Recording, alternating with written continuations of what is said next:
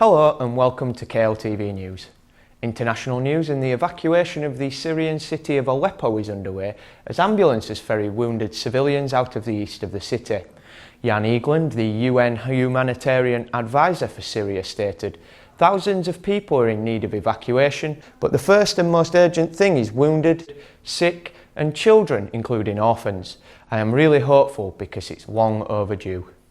National news: and Labour leader Jeremy Corbyn has taken Theresa May to task at Prime Minister's questions over the disastrous state of Britain's social care.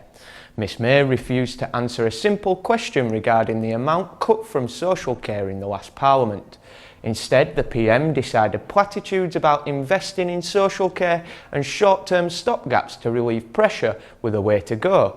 Fortunately for 1.2 million older people who are not receiving the care they need, Mr Corbyn was on hand.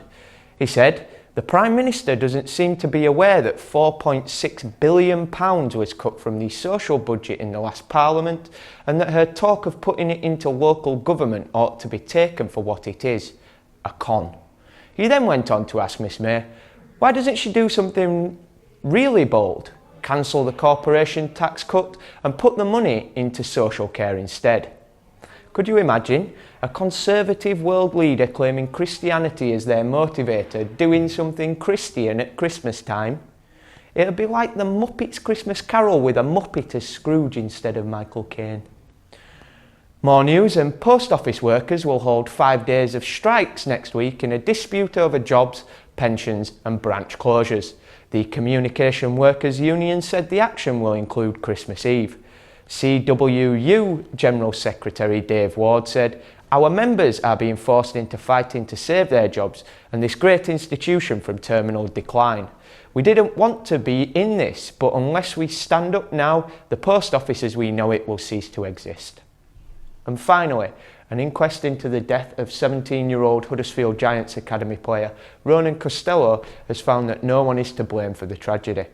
The inquest, held at Bradford Coroner's Court, heard there had been no maliciousness in the tackle that killed the promising back row forward. The game was abandoned immediately and Ronan died 72 hours later.